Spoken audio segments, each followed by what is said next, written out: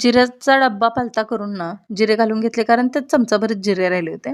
तर मी आज काहीतरी एक्साइटिंग वेगळी भाजी बनवत होते, जी की मी कधीच बनवलेली नाहीये. आता रेग्युलर अख्खा मसूरची भाजी मी नेहमी बनवते. पण मोड आलेले अख्खा मसूर मी पहिल्यांदाच बनवले होते आणि माझ्यासाठी खरंच असं वेगळी गोष्ट होती, की कसं बनवायचे आता हे? म्हणजे अख्खा मसूर आपण शक्यतो ग्रेव्हीमध्ये वगैरे असं बनवतो. आता हे अख्खा मसूर कसे बनवायचे? म्हणून मी साधं सिंपल आपली पश्चिम महाराष्ट्रात जी रेसिपी फॉलो केली जाते एक आमटी बनवण्यासाठी. म्हटलं कडधान्य शक्यतो मी ह्याच पद्धतीने बनवते, कोणतेही कडधान्य असू देत. तर म्हटलं आता चला मोड आलेत, तर मग ते आपली रेग्युलरची पद्धत फॉलो करू आणि बनवून टाकू. तर अख्खा मसूरला मोड कसे आले?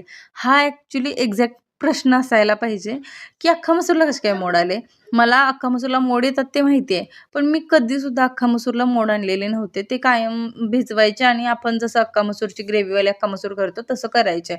तर मी 2 दिवसापूर्वी भिजवले होते, की अख्खा मसूर करायचा आहे म्हणून. पण काही कारणामुळे मला जमलं नाही करायला. तर मग मी फ्रिजला ठेवून दिलं तसंच अख्खा मसूर डब्यामध्ये काढून सेपरेट फ्रिजला ठेवून दिलं आणि 2 दिवसांनंतर त्याला मोड आले अख्खा मसूरला. म्हणजे अख्खा मसूरला पण मोड येतात आणि ते पण फ्रिजमध्ये ठेवल्यानंतर बाहेर असताना माहिती आहे येतात ते. ऊब वगैरे आपण तयार करतो, कपड्यात बांधून ठेवतो त्यामुळं. पण फ्रिजमध्ये असताना कसे काय मोड आले असतील ना, विशेष गोष्ट आहे.